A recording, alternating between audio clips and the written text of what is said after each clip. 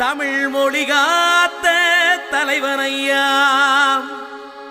ஞான பழம் கேட்ட குழந்தையா, அப்பனுக்கு பாடம் சொல்லி ஆறுபடையாட்சி செய்யும் ஏசாமி முருகனையா. வெற்றிவேல் முருகனுக்கு.